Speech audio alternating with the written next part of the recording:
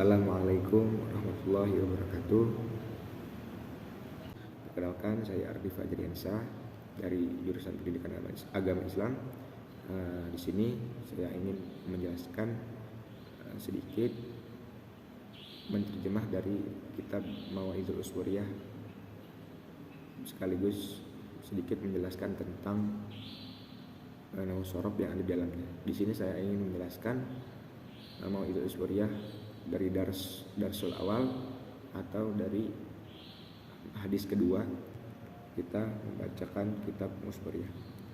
Qala ma'rifullah wa nafa'ana bihi wa bihi dari amin. Bismillahirrahmanirrahim. An Abi Mas'udin radhiyallahu ta'ala anhu qala, diriwayatkan dari Abi Mas'ud radhiyallahu ta'ala anhu berkata, qala Rasulullah sallallahu alaihi wasallam, Rasulullah sallallahu alaihi wasallam berkata atau bersabda, al-fajirur roji, pelaku dosa, itu bisa diartikan sebagai pelaku dosa, rahmatullahi ta'ala. Al-fajirur roji rahmatullahi ta'ala,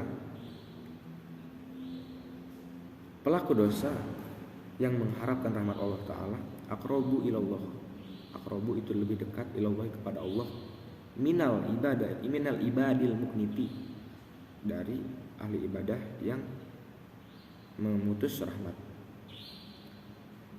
Qala ukhbirana an Zaid bin Aslam an Umar, dan dikabarkan kepada kami an Zaid bin Aslam, dari Zaid bin Aslam dari Umar, anna rajulan,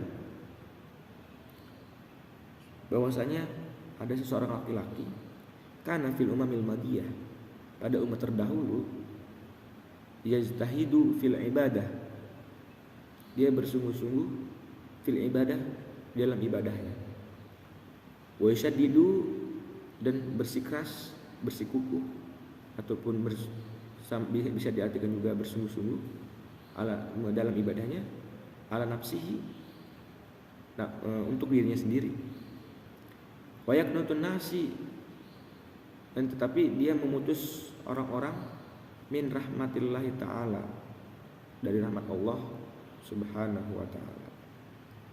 Summa mata, kemudian dia mati atau meninggal. Faqala, kemudian dia bertanya kepada Allah subhanahu wa ta'ala, ya Rabbi, wahai Tuhan, mali indaka, apa yang engkau siapkan untukku darimu, mali indaka, apa yang engkau siapkan untukku darimu. Faqala, maka Allah menjawab, an-naru, neraka. Lalu dia bertanya, qala ya Rabbi, fa aina ibadati, wahai Tuhan, di mana ibadahku, wa ijtihadi, dan di mana kesungguhanku dalam beribadah tadi. Faqala innaka kuntu taqnutun nasi, maka Allah menjawab, innaka kuntu taqnutun nasi, sesungguhnya engkau telah memutus orang-orang, min rahmati, dari rahmatku, fid dunya, di dunia, fa anna aqnatuka,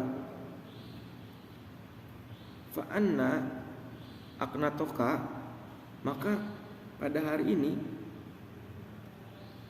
fa anna aqnatukal yaumi, maka pada hari ini aku memutusmu dari rahmatku, min rahmati, dari rahmatku. Ruwiya an Abi Hurairah radhiyallahu anhu, dan diceritakan juga atau diriwayatkan dari Abi Hurairah radhiyallahu anhu, ani Nabi sallallahu alaihi wasallam, dari Nabi Muhammad sallallahu alaihi wasallam, anna rajulan lam ya'mal khairan, bahwasanya ada seseorang laki-laki yang tidak berbuat kebaikan, lam ya'mal khairan qad, lam ya'mal khairan qad, yang tidak berbuat kebaikan, sama sekali tidak berbuat kebaikan, illa tauhidi, kecuali hanya bertauhid.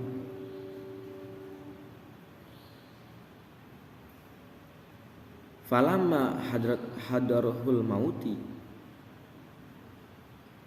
maka ketika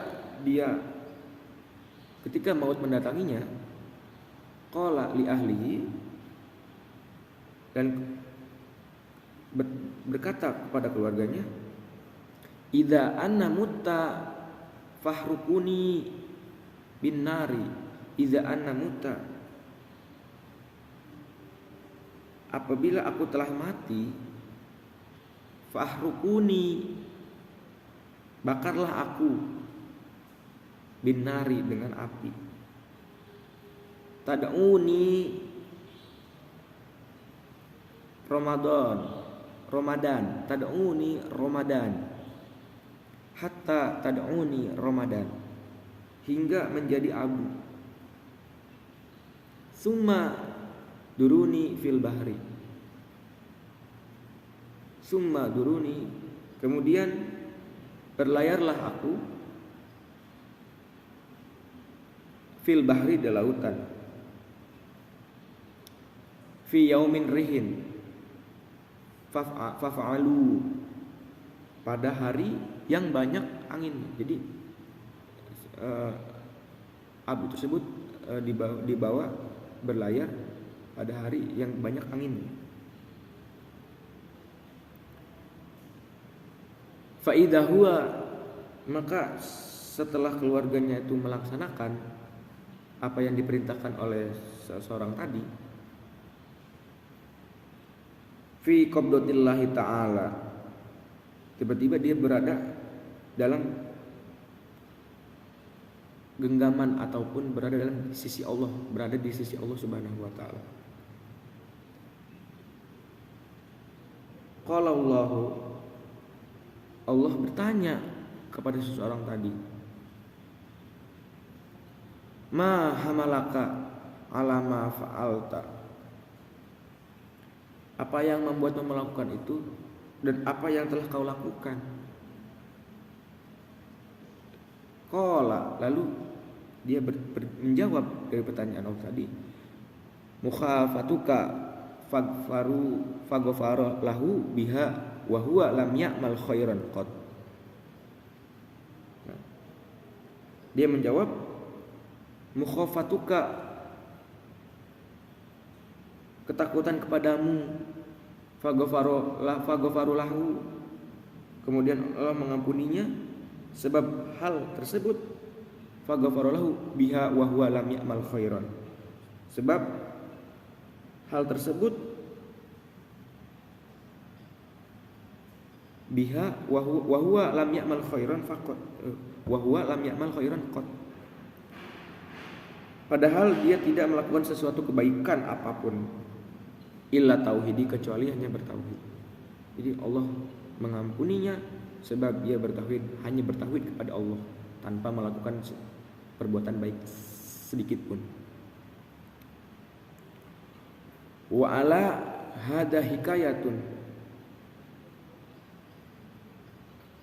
ada satu hikayat atau cerita tentang hal ini. Anna rajulan, bahwasanya ada seseorang laki-laki, mata, yang mati, ala ahdil Musa alaihi salam, pada zaman Nabi Musa alaihi salam. Fakarihan nasu,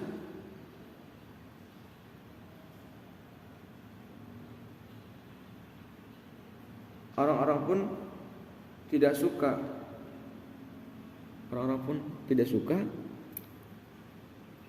ghusluhu, memandikannya, wadafnuhu, mengafankannya. Orang-orang tidak suka untuk memandikan seseorang tadi, tidak suka memandikan dan mengafankan. Li faskihi, karena kefasikannya.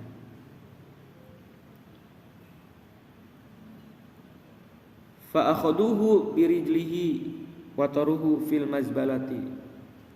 Fa akhaduhu, maka mereka membawanya dengan kaki. Fa akhadhu birijlihi, maka mereka membawanya dengan kaki. Wa tatruhu fil mazbalati, wa tatruhu, dan membuangnya fil mazbalati, di dalam tempat sampah.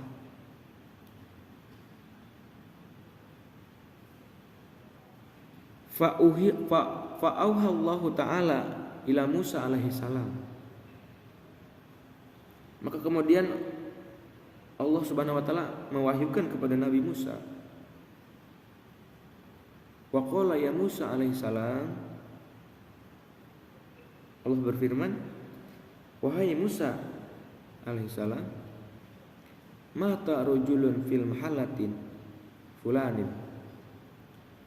Mata rajulun, ada seseorang laki-laki yang mati fi mahalati fulanin, di daerah fulan. Fulan di sini daerah tersebut maksudnya, tidak ditentukan, tidak diketahui tempatnya. Fulanin fil mazbalati, di dalam tempat sampah.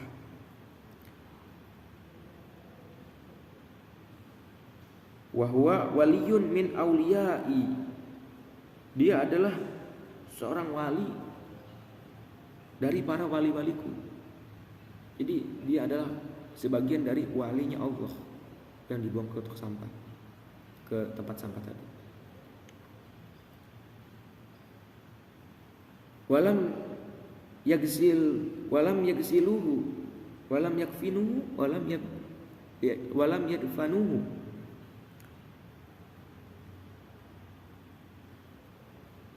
Walam yaksiluhu, mereka belum memandikannya.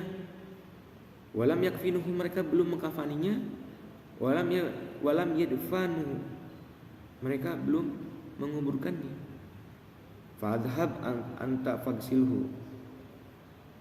Fadhhab anta, maka pergilah engkau. Fagsilhu, mandikanlah dia.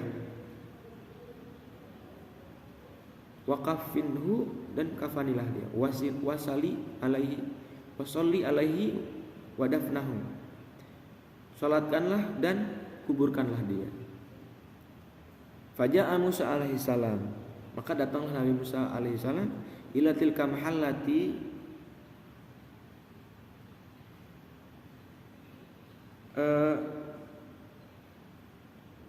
mereka berkata,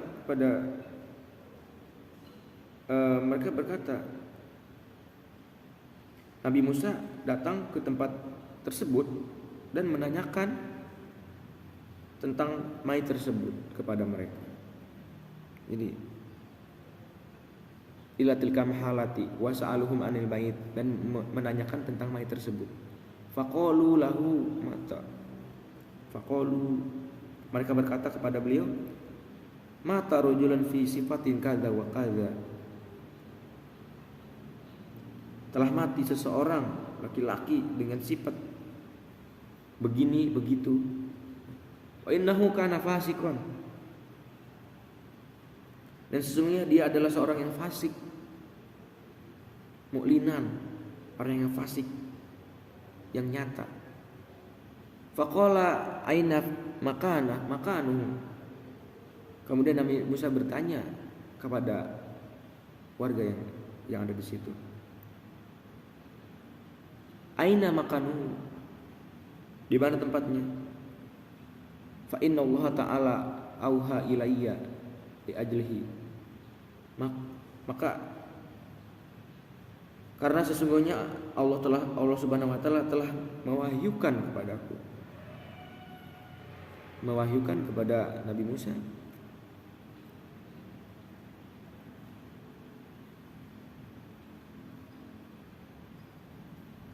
ila li ajlihi, karena pengaruh dia tadi. Sebab itu makanya Nabi Musa diwahyukan untuk mendatangi tempat tersebut.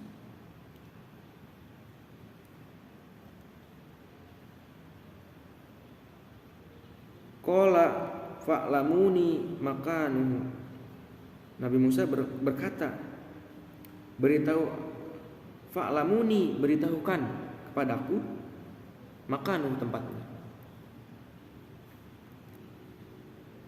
Jadi fadhahabu, maka mereka pergi ke tempat yang telah dibuang mayatnya tadi. Fadahabu falamma ra'ahu Musa alaihi salam,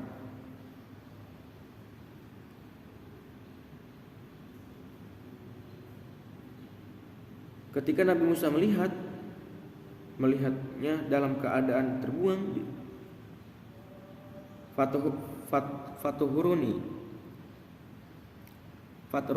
fatruhan falamma ra'ahu Musa alaihi salam matruhan fil mazbalati. Pada ketika Nabi Musa melihatnya dalam keadaan terbuang di tempat sampah,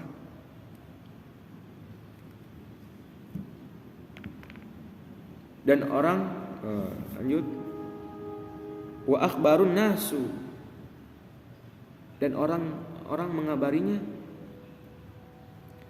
an ala su'i af'alihi, itu tentang kelakuannya yang buruk.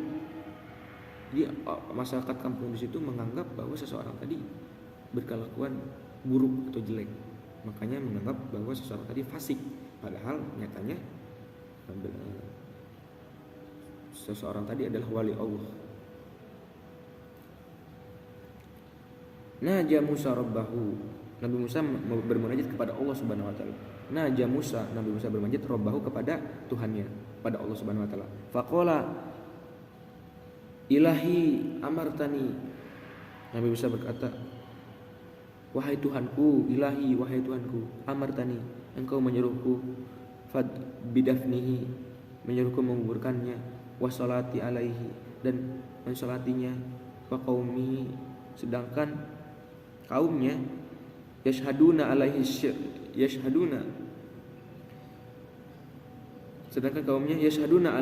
alaihi syarron, sedangkan kaumnya bersaksi atas kuburannya, atas keburukannya.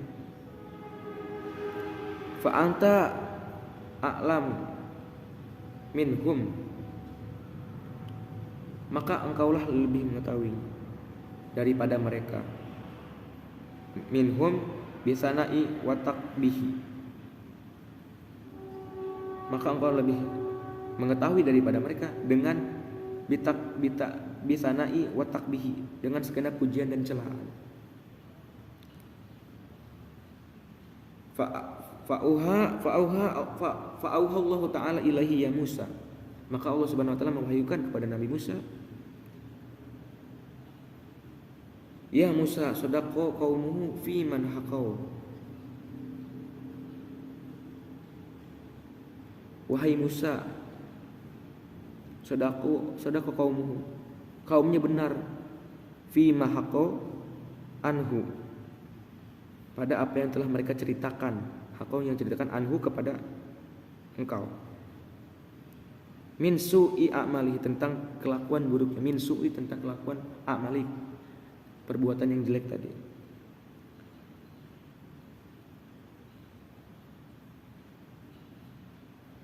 Ghairu annahu,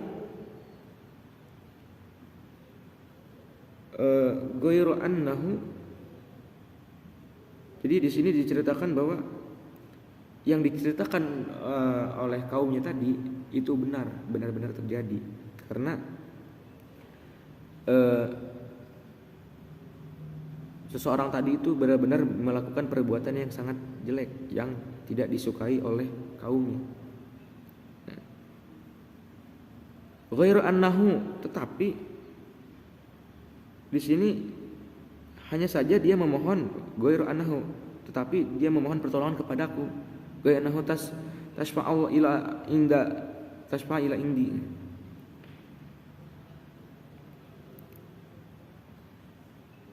Tasfa'a ila inda, ghairu annahu tasfa'a ila inda, tetapi dia memohon pertolongan kepadaku.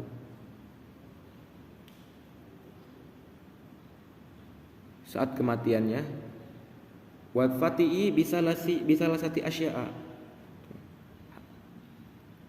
saat kematiannya dengan 3 hal yang telah disebutkan. Lau sa'ala biha minni, digunakan untuk memohon pertolongan kepadaku. Jami'al mudnibina min khalqi, oleh seluruh orang-orang yang berdosa dari ciptaanku. La ataituhu fa kaifa la arhamuhu. Pastilah aku akan mengabulkannya. Wa qad sa'ala nafsuhu fa kaifa la arhamuhu. Maka bagaimana aku tidak menyayanginya. Wa qad sa'ala nafsuhu, sedangkan dia telah memohon sendiri. Wa qad sa'ala nafsuhu, dia telah memohon sendiri. Wa qad sa'ala nafsuhu. Wa ana arhamur rahimin. Wa ana, sedangkan aku, kata Allah, arhamur rahimin, maha penyayang dari para penyayang. Jadi Allah mengampunkan segala dosa yang telah diperbuat oleh kaumnya tadi, seorang tadi. Qala Musa ya Rabbi wa ma salah satu. Musa bertanya kepada Allah, wahai Tuhan, ya Rabbi, wahai Tuhan, wa ma salah satu, apa tiga perkara tersebut? Apa tiga hal tersebut? Qala Allah Ta'ala, Allah Subhanahu wa taala menjawab, lama dan danat wafatuhu, lama dan tu wafatuhu, ketika kematiannya dekat,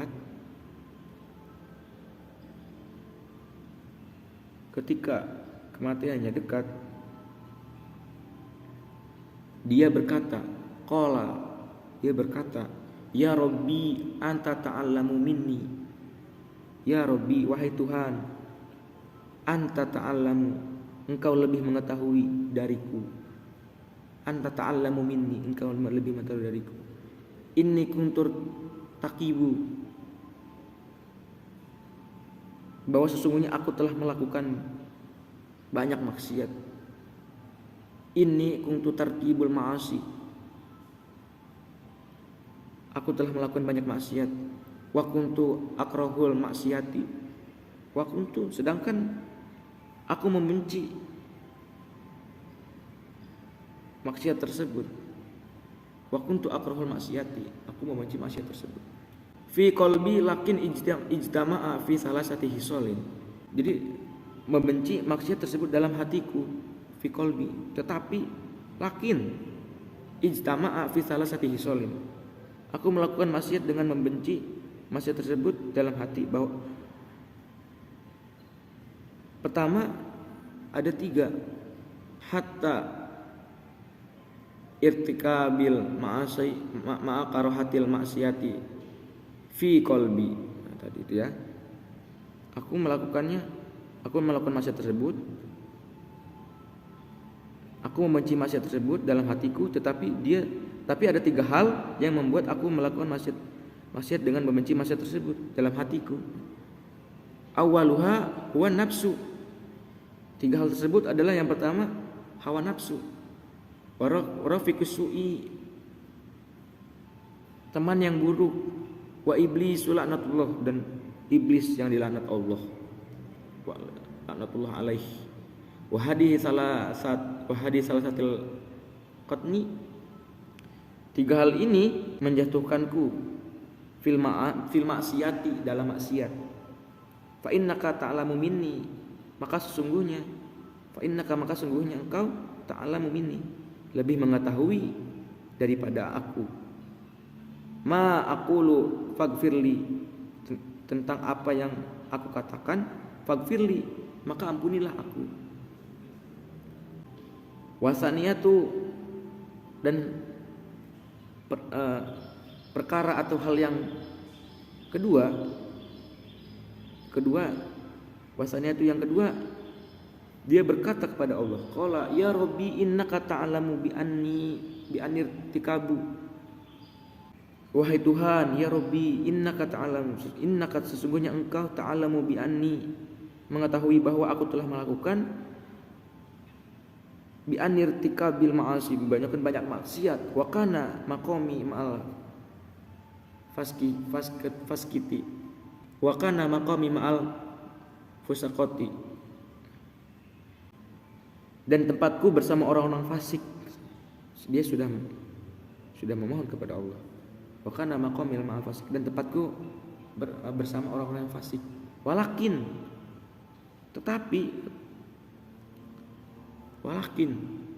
ahabu suhbata lisolihin, aku suka berteman dengan orang-orang soleh. Wa zuhdihim, dan wal maqamu ma'ahum, dan duduk bersama mereka. Kana ahabu ilayya minal fasikin, aku menyukai daripada bersama orang-orang yang fasik. Duduk bersama mereka. Wa kana ahabu ilayya minal fasikin, duduk bersama mereka. Wal maqamu ma'ahum, duduk bersama mereka. Kana ahabu ilayya minal fasikin, itu lebih aku sukai daripada bersama orang-orang yang fasik. Yang wasalah satu, dan yang ketiga, dia berkata kepada Allah, dia memohon kepada Allah, Ilahi, wahai Tuhanku, innaka ta'alamu, sesungguhnya engkau mengetahui dariku. Ta'alamu minni, sesungguhnya engkau lebih mengetahui minni dariku.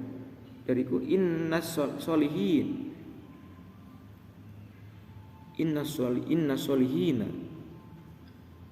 bahwasanya orang-orang soleh,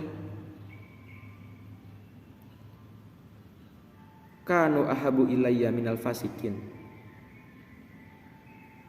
lebih aku sukai daripada orang-orang fasik.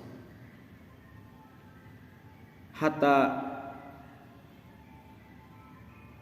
lawis takbalani rajulani, hingga andai kata aku dihadapkan dua orang solihun, hatta lawis takbalani rajulani solihu wa toli'u, hingga andai kata aku dihadapkan dua orang baik dan buruk, solihu wa toli'u, baik dan buruk. Laqadamtu hajatu solihi ala at-tolihi, pastilah aku mendahulukan kebutuhan orang yang baik daripada orang yang buruk. Qala fi riwayati Wahab bin Munabbah, dan dalam riwayat Wahab bin Munabbah, qala, dia berkata, ya Rabbi lau afauta wa ghafarta, wahai Tuhanku, lau afauta, andai kata engkau memaafkan, wa ghafarta, dan mengampuni dosa-dosaku, wa ghafarta dunubi, dan mengampuni dosa-dosaku, yafrahu auliyauka, maka bergembiralah para wali-walimu, wa anbiyauka, dan para nabimu, wa yahzunu syaiton, dan bersedihlah syaitan-syaitan musuhku, adu wa aduka, dan bersedihlah para syaitan musuhku dan musuhmu. Walau adabtani, andai kau mengazabku, bidudubi sebab dosa-dosaku, ya prahu syaiton, maka syaitan akan bergembira. Wa awanuhu, dan teman-temannya, wa yahzunul anbiya, dan bersedihlah para nabi, wal auliya, dan bersedihlah para nabi dan para wali-wali. Wa inni a'lamu, dan sesungguhnya aku mengetahui, an farhal auliya'i ilaika, sesungguhnya aku mengetahui bahwa kegembiraan an farha al auliya'i ilaika, kegembiraan para wali menurutmu lebih disukai ilaika daripada kegembiraan syaitan, daripada ahabu min farhi syaitan, lebih disukai daripada kegembiraan syaitan. Wa awanuhu, dan teman-temannya. Nah, lalu berkata lagi, faghfirli, maka ampunilah aku. Dia sudah berargumen, sudah berdoa, sudah bertaubat kepada Allah, seperti yang ucapan yang telah disebutkan tadi, sampai Allah mengampuni dosanya dan mengangkatnya sebagai wali. Lalu dia berdoa kepada Allah, Allahumma innaka ta'lamu minni, wahai Allah, innaka ta'lamu minni, sesungguhnya engkau lebih mengetahui dariku, ma aqulu, apa yang aku katakan, farhamni, maka sayangilah aku, watazawwaju anni, dan maafkan aku. Jadi beliau tadi berdoa kepada Allah Subhanahu wa taala, wahai Allah, sungguhnya engkau lebih mengetahui dariku akan apa yang aku katakan, maka sayangilah aku dan maafkan aku. Kalau Allah taala, maka Allah Subhanahu wa taala berfirman dan menjawab,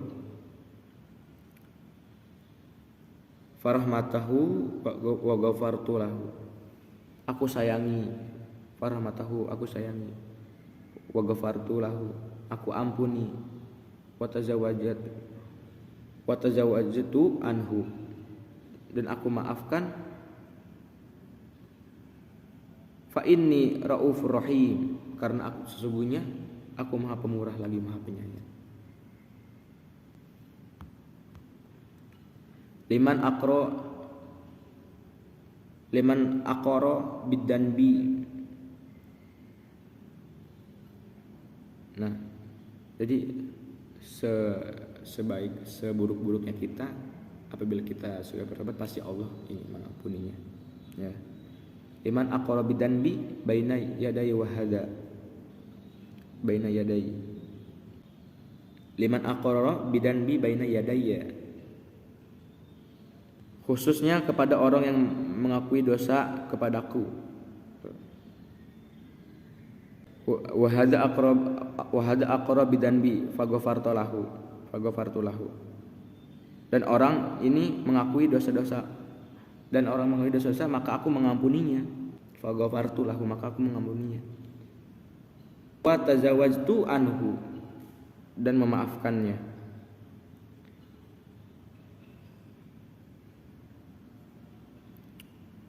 Ya Musa af'alu ma amartuka, wahai Musa, lalu Allah memerintahkan kepada Nabi Musa, ya Musa af'alu ma amartuka,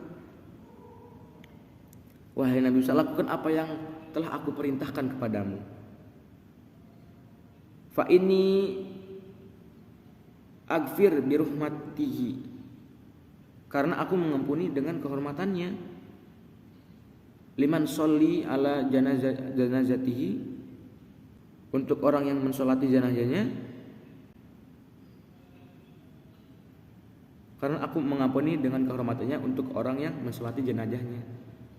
Wahadaro dafnihi, dan menghadiri pemakamannya.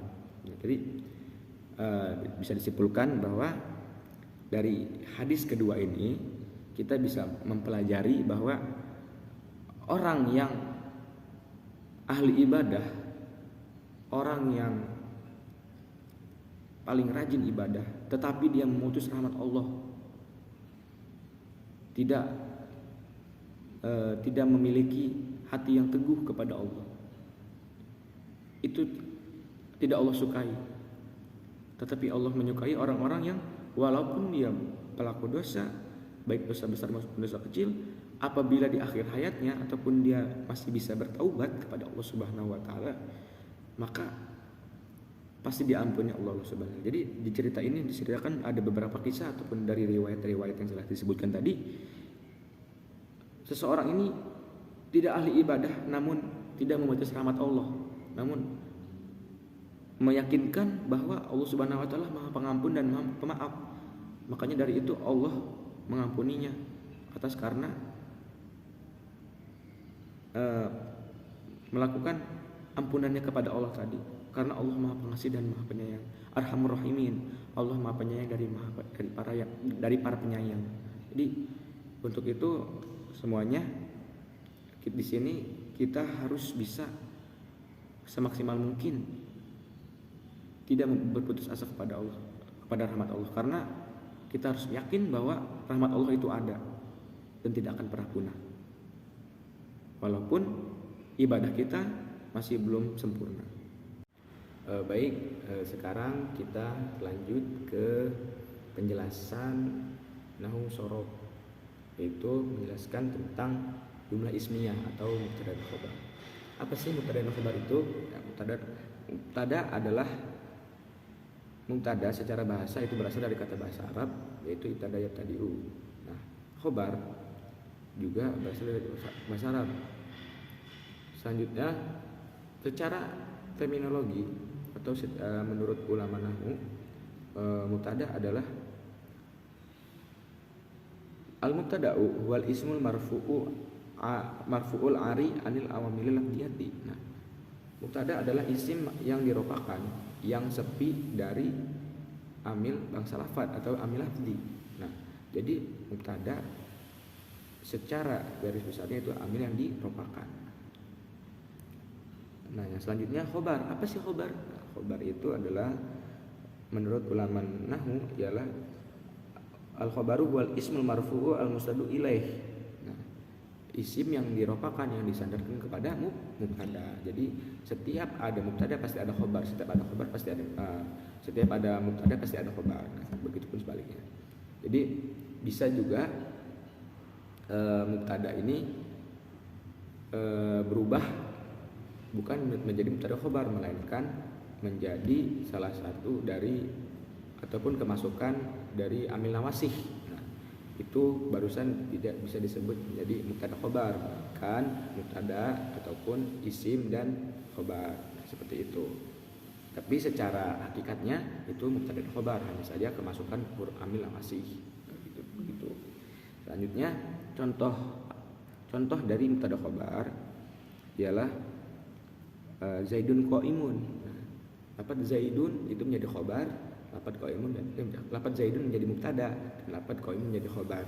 Nah, di sini sudah jelas bahwa lafaz Zaidun adalah seseorang yang berdiri. Zaidun qaimun. Zaidun adalah qaimun, seorang yang berdiri. Nah, qaimun itu menjelaskan kondisi dari si Zaid. Seperti yang dijelaskan dalam kitab Alfiyah, ya, dalam baitnya yaitu mubtadaun Zaidun wa adirun khobar in qulta Zaidun adirun mani tazar. Nah, jadi di situ jelaskan bahwa lafaz Zaidun adalah sebagai mubtada, dapat adirun sebagai khobar. Nah, di situ dijelaskan bahwa intinya bentuk dari mubtada itu adalah isim ma'rifat, walaupun nanti bisa isim nakirah menjadi mubtada, tapi harus memakai syarat-syarat tertentu. Nah, selanjutnya mubtada itu terbagi menjadi dua.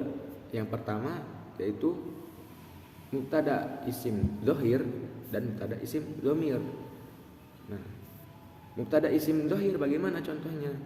Contohnya tadi yang sudah disebutkan, Zaidun qaimun atau Zaidun adirun atau Zaidani qaimani atau Zaiduna qaimuna, atau contoh yang lainnya yang khobar ada yang mubtadanya itu nampak ataupun bukan amir, bukan isim dhamir. Intinya mubtadanya bukan isim dhamir, itu disebut mubtada isim dhohir.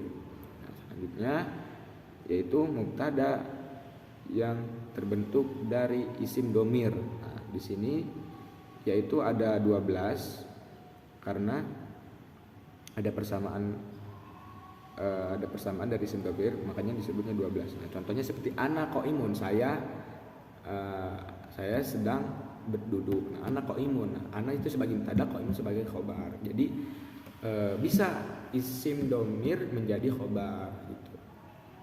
Intinya syarat menjadi khobar itu sama seperti syarat menjadi isim ma'rifat, itu secara umum, belum secara khususnya. Nah, syarat jadi isim dari isim ma'rifat tadi itu salah satu juga termasuk syarat dari mubtada khobar. Makanya setiap isim ma'rifat itu bisa menjadi mubtada bisa menjadi mubtada. Kalau khobar ini bisa berupa isim, bisa berupa fi'il, karena khobar ini menjelaskan kondisi dari isi mubtada tersebut. Nah, lanjutnya wal khobaru kismani. Nah, khobar itu terbagi menjadi dua menurut ulama nahwu yang di dalam kitab Ajurumiyah. Mufradun wa ghairu mufradin. Nah, khobar itu terbagi menjadi dua. Yang pertama khobar mufrad dan khobar ghairu mufrad. Ada juga yang mengatakan sibih mufrad, tapi itu jarang. Ada beberapa ulama yang mengatakan sibih mufrad. Tapi secara umum dalam kitab Ajurumiyah dijelaskan khobar itu terbagi menjadi dua, yaitu khobar mufrad dan khobar ghairu mufrad. Khobar mufrad seperti contohnya tadi, itu khobar mufrad Zaidun qaimun, itu masih termasuk khobar mufrad. Karena khobarnya tidak khobarnya itu sendiri, mufrad sendiri, tidak termasuk dari jumlah dari misalkan jumlah fi'il fa'il ataupun jumlah jar majrur ya, ataupun jumlah majrur. Jadi khobar mufrad itu bisa juga disebut khobar ghair jumlah, dan khobar ghair mufrad itu disebut khobar jumlah. Nah, seperti itu. Disebut juga sibih, ada yang menyebutkan juga ada yang sibih jumlah. Berarti yang sibih jumlah itu sebagian ulama berpendapat yaitu dari jar majrur, itu disebut khobar sibih jumlah. Tapi di sini khobar ghair mufrad itu ada yang berbentuk jar majrur, dzaraf madruf, fi'il, fa'il, terus mubtada dan khobar. Jadi semua itu termasuk dari khobar ghair mufrad. Contohnya dari khobar ghair mufrad dari fi'il fa'il itu Zaidun fid dari, Zaidun di dalam, Zaid ada di dalam rumah. Nah, fid dari itu apabila kita susun kalimatnya itu akan menjadi khobar dari Zaid, karena Zaid itu ada di dalam rumah. Nah, Zaid itu ada di dalam rumah. Nah, kata itu bisa merupakan khobar. Karena apa? Karena menjelaskan tentang kondisi atau situasi dari si Zaid tersebut. Dari jumlah dari jar majrur itu bisa menjadi khobar. Selanjutnya yaitu dzaraf majrur.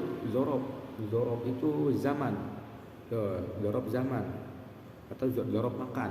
Nah, bisa berupa dzaraf zaman. Di sini dijelaskan dzaraf makan, tempat. Zaidun indaka, Zaidun di sebelahku. Jadi bisa berupa jar majrur, dzaraf, ataupun bisa berupa mubtada khobar juga. Jadi jumlah dari mubtada khobar itu bisa, jumlah dari mubtada kedua dan khobar itu bisa menjadi khobar dari mubtada yang pertama. Nah, contohnya seperti qoma abuhu.